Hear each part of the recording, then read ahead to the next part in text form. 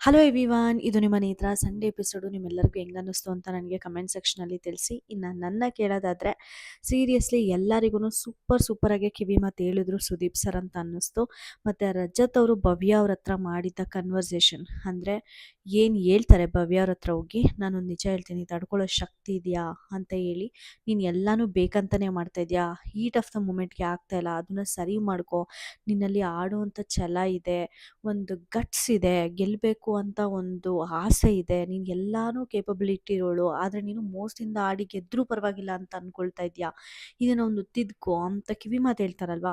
ನನಗೆ ನಿಜವಾಗ್ಲೂ ಅದು ಇಷ್ಟ ಆಯಿತು. ಇನ್ಫ್ಯಾಕ್ಟ್ ಭವ್ಯ ಅವರು ಕೂಡ ಅದೇ ಮಾಡ್ತಿರೋದು. ಆಚೆಗಡೆ ಗೊತ್ತಾಗ್ತಿಲ್ಲ ಜನಗಳಿಗೆ ಅಂತ ಅಂದ್ಕೊಂಡಿದ್ದಾರೆ, ಬಟ್ ಅದು ಆಚೆಗಡೆ ಜನಗಳಿಗೆ ಗೊತ್ತಾಗ್ತಾ ಇದೆ. ಅದು ಒಂದು ಮಿಸ್ಟೇಕ್ನ ಭವ್ಯ ಅವರು ಕರೆಕ್ಟ್ ಮಾಡಿಕೊಂಡ್ರು ಅಂದರೆ ಈ ಸಲ ಫೀಮೇಲ್ ಕಂಟೆಸ್ಟೆಂಟ್ ವಿನ್ನರ್ ಆಗೋದ್ರಲ್ಲಿ ಡೌಟೇ ಇಲ್ಲ. ಆಲ್ರೆಡಿ ವೋಟಿಂಗ್ ಪೋಲ್ಸೇ ಇಟ್ಟಿದ್ದೀವಲ್ಲ, ಅನ್ಅಫಿಷಿಯಲ್ ವೋಟಿಂಗ್ ಪೋಲ್ಸಲ್ಲೂ ಕೂಡ ಎಲ್ಲೆಲ್ಲೂ ಭವ್ಯಗೌಡವನೇ ಗುರು, ಭವ್ಯಗೌಡ ಮೋಕ್ಷಿತ, ತ್ರಿವಿಕ್ರಮು, ಹನುಮಂತು ತ್ರಿವಿಕ್ರಮ್ ಇದ್ದಾರೆ, ಇಲ್ಲ ಅಂತ ಹೇಳಲ್ಲ, ಬಟ್ ಇವರಿಬ್ಬರನ್ನ ಬೀಟ್ ಮಾಡಿ ಹೋಗ್ತಾ ಇದೆ ವೋಟಿಂಗ್ ರಿಸಲ್ಟ್ಸ್ ಇವರಿಬ್ಬರು ಹುಡುಗಿರ್ದು. ಸೊ ಈಗ ಸ್ವಲ್ಪ ಅದನ್ನು ತಿದ್ಕೊಂಡ್ರೆ ಭವ್ಯ ಅವರು ಚೆನ್ನಾಗಿರುತ್ತೆ ಅಂತ ಅನಿಸ್ತು. ಮತ್ತು ನಮ್ಮ ಸುದೀಪ್ ಸರ್ ಕಿವಿ ಮಾತು ಹೇಳ್ತಾರಲ್ಲ ಭವ್ಯ ಅವರಿಗೆ, ತ್ರಿವಿಕ್ರಮ್ನ ಡಿಸ್ಟರ್ಬ್ ಮಾಡೋಕ್ಕೆ ಹೋಗ್ಬೇಡಿ ಅಂತ, ಅದನ್ನು ಯಾವ ಉದ್ದೇಶದಲ್ಲಿ ಹೇಳಿದ್ರು ಸುದೀಪ್ ಸರ್ ಅನ್ನೋದೇ ನನಗೆ ಕ್ಲಾರಿಟಿ ಸಿಗಲಿಲ್ಲ. ಆದರೆ ಒಂದು ಕನ್ವರ್ಸೇಷನ್ ಆಗಿರುತ್ತಲ್ವಾ, ಹೋಗಲು ಲೂಸು 2 ವೀಕ್ ಆಗಲಿ, ಅದಾದ ನಂತರ ಹೇಳ್ತೀನಿ ಅಂತೆಲ್ಲ ಮಾತಾಡಿರ್ತಾರಲ್ಲ, ಲವ್ ಸ್ಟೋರಿ. ಸೊ ಅದಕ್ಕೆ ಏನಾದರೂ ಟಾರ್ಗೆಟ್ ಮಾಡಿ ಭವ್ಯಾಗೆ ಹೇಳಿದ್ರಾ, ಇಲ್ಲಾಂದರೆ ಯಾವ ಉದ್ದೇಶಕ್ಕೆ ಹೇಳಿದ್ರು ಅಂತ ನನಗಲ್ಲಿ ಕ್ಲಾರಿಟಿ ಸಿಗಲಿಲ್ಲ. ನಿಮ್ಗೇನಾದರೂ ಗೊತ್ತಿದ್ದರೆ ಕಮೆಂಟ್ ಸೆಕ್ಷನಲ್ಲಿ ತಿಳಿಸಿ. ಮತ್ತು ನಿನ್ನೆ ಎಪಿಸೋಡಲ್ಲಿ ಏನೇನಾಯಿತು ಅಂತ ಮಾತಾಡ್ಕೊಂಡು ಹೋಗೋದಕ್ಕಿಂತ ಮುಂಚೆ ನನ್ನ ಚಾನಲ್ಗೆ ಇನ್ನೂ ಯಾರಾದರೂ ಸಬ್ಸ್ಕ್ರೈಬ್ ಮಾಡ್ಕೊಂಡಿಲ್ಲ ಅಂದರೆ ದಯವಿಟ್ಟು ಸಬ್ಸ್ಕ್ರೈಬ್ ಮಾಡ್ಕೊಳ್ಳಿ, ವಿಡಿಯೋಗೆ ಲೈಕ್ ಮಾಡೋದನ್ನ ಕಮೆಂಟ್ ಮಾಡೋದನ್ನ ಮಾತ್ರ ಮರ್ತೋಗ್ಬಿಡಿ, ಆಗಲೇ ರೀಚ್ ಸಿಗೋದು ನನಗೆ ಅಂತ ಹೇಳ್ತಾ, ಇನ್ನು ಸಂಡೇ ಎಪಿಸೋಡು ಸ್ಟಾರ್ಟ್ ಆದ ತಕ್ಷಣವೇ ಭವ್ಯ ಅವರು ಸ್ವಲ್ಪ ಡಿಸಪಾಯಿಂಟಾಗೆ ಕಾಣಿಸ್ತಾರೆ. ಹನುಮಂತ್ ಅವ್ರ ಹತ್ರ ಕೂಡ ಹೋಗಿ ಸಾರಿ ಕೇಳ್ತಾರೆ. ಅಲ್ಲಿ ಹನುಮಂತ್ ಅವ್ರು ಇದ್ಬಿಟ್ಟು ಬಿಡಕ್ಕ ಇದ್ಕೊಂಡಲ್ಲ ಅಷ್ಟೇ ಸಾಕು ಅಂತಾರೆ.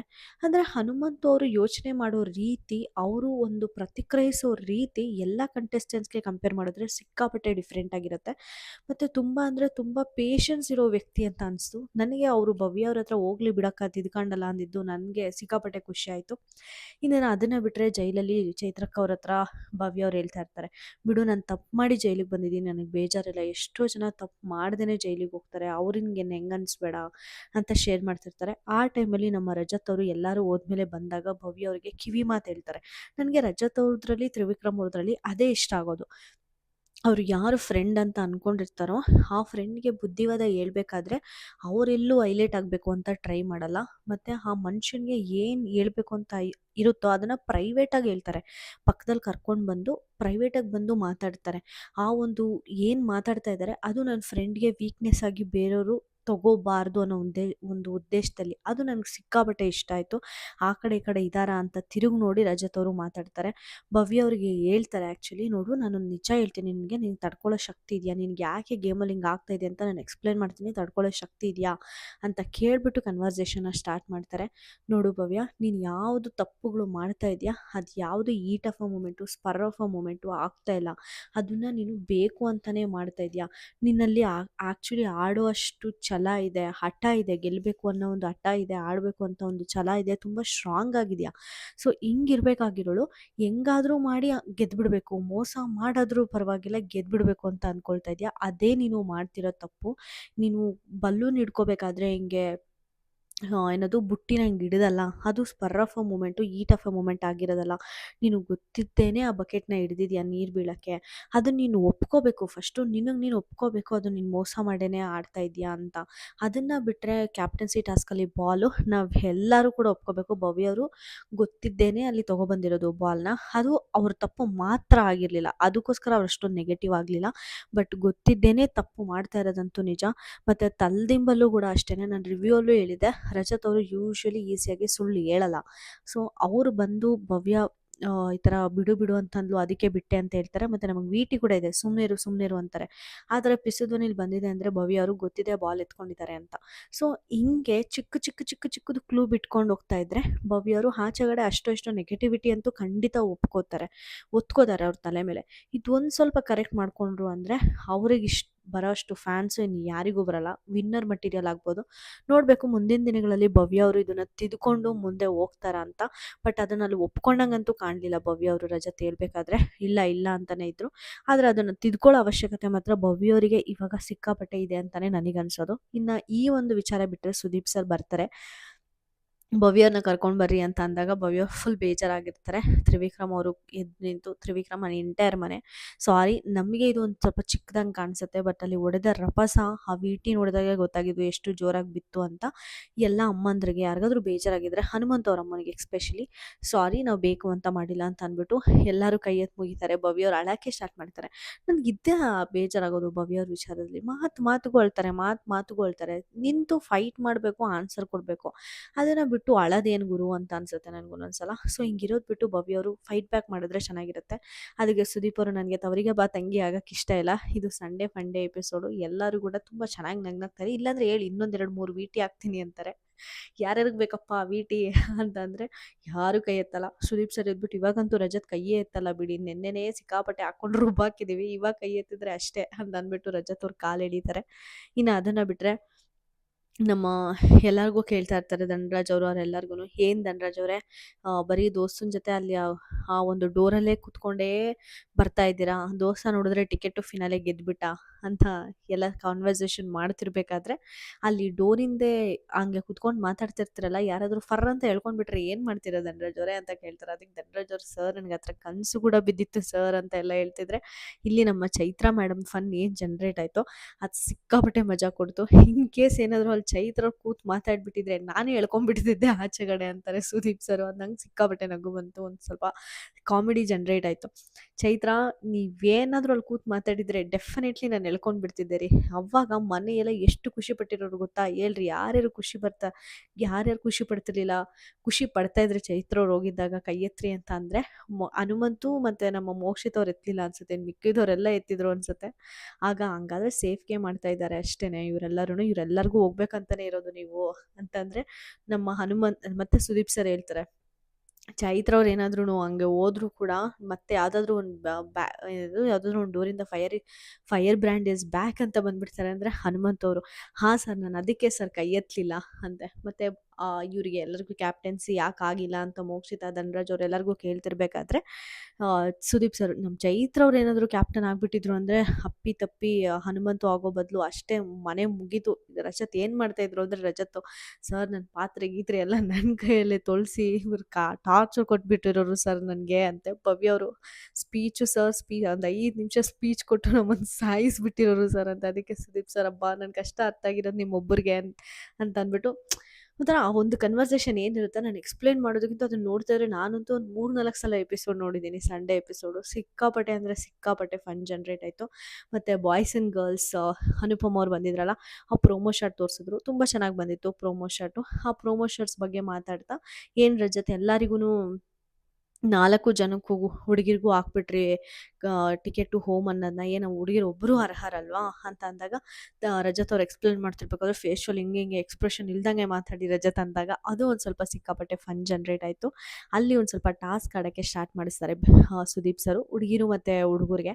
ಒಂದು ಏನಿರುತ್ತೆ ಫೈರ್ ಅಲ್ಲ ಕರೆಂಟ್ ಶಾಕು ಸರಿಯಾಗಿ ಭವ್ಯ ಎಗರೆಗರು ಕುತ್ಕೊಬಿಟ್ರು. ಭವ್ಯ, ಮೋಕ್ಷಿತ, ಗೌತಮಿ, ಮಂಜಣ್ಣ, ರಜತ್ತು, ಹನುಮಂತು ಸ್ವಲ್ಪ ಕಡಿಮೆ ರಿಯಾಕ್ಟ್ ಮಾಡಿದ್ದು ಅಂದರೆ ತ್ರಿವಿಕ್ರಮ್ ಅಷ್ಟೇ. ಇನ್ನು ಎಲ್ಲರೂ ಕೂಡ ಎಗರಾಡ್ಬಿಟ್ರು ಆ ಕರೆಂಟ್ ಶಾಕ್ಗೆ. ಸಿಕ್ಕಾಪಟ್ಟೆ ಫನ್ ಜನ್ರೇಟ್ ಆಯಿತು. ಇದೆಲ್ಲ ಆದಮೇಲೆ ಬರೋದೇನೆ SR ರೌಂಡು. SR ರೌಂಡಲ್ಲಿ ನಮಗೆ ಬೇಕಾಗಿರೋ ಕ್ವೆಶನ್ಸ್ ಏನೇನಿತ್ತು ಆಡಿಯನ್ಸ್ಗೆ ಡೆಫಿನೆಟ್ಲಿ ಅದೇ ಥರ ಕ್ವೆಶನ್ಸೇ ಕೇಳಿದರು. ಒಂದು ಬಂದುಬಿಟ್ಟು ಖಜಾನೆ ತ್ರಿವಿಕ್ರಮ್ ಅವರು ಖಜಾನೆ ಹುಡ್ಕಕ್ಕೆ ಹೋಗಿ ಅವರಿಗೆ ಮುತ್ತು ಸಿಕ್ಕಿದೆ. ಇಲ್ಲಿ ಬಿಗ್ ಬಾಸ್ ಮನೆಗೆ ಖಜಾನೆ ಹುಡ್ಕೊಂಡು ಬಂದರು, ಬಟ್ ಆದರೆ ಅವರಿಗೆ ಮುತ್ತು ಸಿಕ್ಕಿದೆ. ಎಸ್ ಆರ್ ನೋ ಅನ್ನೋದೇ ಫಸ್ಟ್ ಕ್ವೆಶನ್ ಆಗಿತ್ತು. ಅದಕ್ಕೆ ಫಸ್ಟ್ ಎಲ್ಲರೂ ಬಂದುಬಿಟ್ಟು ಮೋಸ್ಟ್ ಆಫ್ ದ ಮೆಂಬರ್ಸ್ಗೆ ಅವ್ರು ಏನು ಕೇಳ್ತಿದ್ದಾರೆ ಅನ್ನೋದೇ ಅರ್ಥ ಆಗಲಿಲ್ಲ. ಯಾಕಂದರೆ ಏನ್ದ್ರ ಬಗ್ಗೆ ಮಾತಾಡ್ತಾ ಇದ್ದಾರಪ್ಪ ಅನ್ನೋ ಒಂದು ಕ್ವೆಶನ್ನೇ ಬರುತ್ತೆ. ಧನರಾಜ್ ಅವರು ಅಷ್ಟೇ, ಸರ್ ಯಾವ ಮುತ್ತು ಸರ್ ಅಂತ ಅಂದರೆ ಈ ಮುತ್ತಾ ಇಲ್ಲಾಂದರೆ ಯಾವ ಮುತ್ತು ಅನ್ನೋದೇ. ಆಹಾ ಧನರಾಜ್ ಅವ್ರು ನೋಡಿ ಫೀಲ್ ಆಗ್ತಾ ಇದ್ದಾರೆ, ಯಾವ ಮುತ್ತು ಅಯ್ಯೋ ನಾನು ಮಿಸ್ ಮಾಡ್ಕೊಂಡು ಬಿಟ್ನಲ್ಲಪ್ಪ, ಝೂಮ್ ಆಗಿ ಬೇರೆ ನೋಡ್ತಾ ಇದ್ದೆ, ರಿಮೈಂಡ್ ಬೇರೆ ಮಾಡ್ಕೊಂಡು ನೋಡ್ತಾ ಇದ್ದೆ, ಅದಾದಮೇಲೆ ಅಂತ ಫೀಲ್ ಆಗ್ತಿದ್ದಾರೆ ಧನರಾಜ್ ಅವರು ಅಂತ ಕಾಲು ಎಳಿತಾರೆ. ಅಲ್ಲಿ ತ್ರಿವಿಕ್ರಮ್ ಪ್ರಾಪರ್ ಆನ್ಸರ್ ಅಂತೂ ಕೊಡಲಿಲ್ಲ. ಇಲ್ಲಾಂದರೆ ನಮ್ಗೆ ಟೆಲಿಕಾಸ್ಟ್ ಮಾಡಿ ತೋರಿಸಿಲ್ವಾ ಗೊತ್ತಿಲ್ಲ. ಅದನ್ನ ಇನ್ನೂ ಸ್ವಲ್ಪ ಎಳಿಬೇಕಾಗಿತ್ತು, ಏನು ಎತ್ತ ಅಂತ ತಿಳ್ಕೊಬೇಕಾಗಿತ್ತು ಅಂತ ನನಗೂ ಅನ್ನಿಸ್ತು. ಯಾಕಂದರೆ ಎಪಿಸೋಡಲ್ಲಿ ತ್ರಿವಿಕ್ರಮ್ ಅವರು ಮಾತು ಅಂದಾಗೂ ಕೂಡ ನಮ್ಮೆಲ್ಲರಿಗೂ ಯಾರಿಗೂ ಕ್ಲಾರಿಟಿ ಸಿಕ್ಕಿರಲಿಲ್ಲ. ಅದಕ್ಕೋಸ್ಕರ ಇನ್ನು ಅದನ್ನು ಬಿಟ್ಟರೆ ನಮ್ಮ ಸೆಕೆಂಡ್ ಬಂದುಬಿಟ್ಟು ಗೌತಮಿ ಅವರು ಹೊಟ್ಟೆ ನೋವು, ಇವಾಗ ಹೊಟ್ಟೆ ನೋವಿಲ್ವಾ ಅಂತ ಅಂದಿರ್ತಾರೆ ಭವ್ಯ ಅವರಿಗೆ. ಸೊ ಅದನ್ನು ಕೂಡ ಕೇಳ್ತಾರೆ. ಭವ್ಯ ಅವರಿಗೆ ಅಂದರೆ ನಾಮಿನೇಷನ್ ಟಾಸ್ಕ್ ಆಡ್ತಿರ್ಬೇಕಾದ್ರೆ ನಿಜವಾಗ್ಲೂ ಹೊಟ್ಟೆ ನೋವು ಇರಲಿಲ್ವಾ ಅನ್ನೋದು ಎಸ್ ಆರ್ ನೋ ಅಂತ.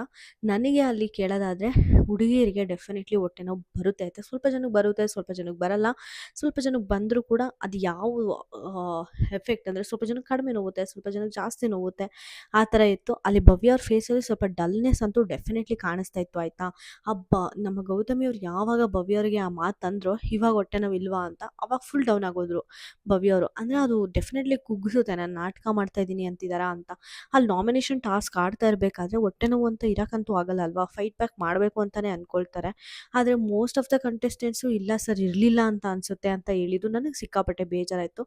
ಅವ್ರಿಗೆ ಇದ್ದಿದ್ರೆ ಅಷ್ಟೊಂದು ಸ್ಟಾಮಿನಾ ಕೊಟ್ಟು ಆಡೋಕ್ಕೆ ಆಗ್ತಾ ಇರಲಿಲ್ಲ ಸರ್ ಅಂತ ಕೂಡ ಹೇಳ್ತಾರೆ. ಅಲ್ಲಿ ನನಗೆ ಏನು ಗುರು ಇಷ್ಟು ಹುಡುಗಿರು ಕೂಡ ಹಂಗೆ ಮಾತಾಡ್ತಾರೆ, ಹುಡುಗಿರು ಕೂಡ ಸಪೋರ್ಟ್ ಮಾಡಲಿಲ್ವಲ್ಲ ಗುರು ಅಂತ ಅನ್ನಿಸ್ತು ನನಗೆ. ಅಲ್ಲೊಂದು ಸ್ವಲ್ಪ ಮೆಚೂರಾಗೆ ಹ್ಯಾಂಡಲ್ ಮಾಡಬಹುದಾಗಿತ್ತು.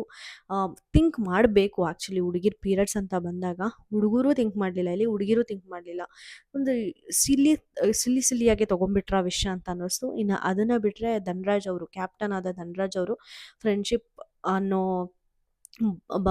ಗೌತಮಿ ಮತ್ತು ಮಂಜಣ್ಣ ಅವ್ರ ಫ್ರೆಂಡ್ಶಿಪ್ಪಲ್ಲಿ ಮುಳುಗೋಗ್ಬಿಟ್ರಾ ಅಂತ ಕೂಡ ಒಂದು ಕ್ವಶನ್ ಬರುತ್ತೆ. ಅಲ್ಲಿ ನನ್ನ ಕೇಳೋದಾದರೆ ಡೆಫಿನೆಟ್ಲಿ ಅಲ್ಲಿ ಬಕ್ರಾನೇ ಆದರು. ಇಡೀ ಕರ್ನಾಟಕ ಜನತೆಗೂ ಗೊತ್ತಿತ್ತು ಆ್ಯಕ್ಚುಲಿ ಅವರು ಧನ್ರಾಜ್ ಅವ್ರನ್ನೇ ಆಚೆ ಇಡ್ತಾರೆ ಅಂತ.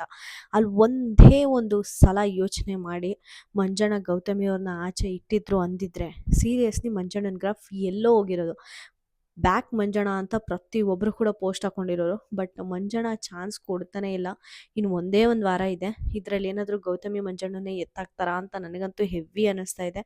ಧನ್ರಾಜ್ ಅವ್ರನ್ನೇ ಕರ್ಕೊಂಡು ಹೋಗ್ತಾರೆ ಟಾಪ್ 6ಗೆ ಅಂತ. ನಿಮ್ಗೇನು ಅನ್ನಿಸ್ತಾ ಇದೆ, ಗೌತಮಿ ಮಂಜಣ್ಣ ಹೋಗ್ಬೇಕಾ ಇಲ್ಲಾಂದರೆ ಧನ್ರಾಜ್ ಗೌತಮಿ ಹೋಗ್ಬೇಕಾ ಅಂತ ನನಗೆ ಕಮೆಂಟ್ ಸೆಕ್ಷನಲ್ಲಿ ತಿಳಿಸಿ.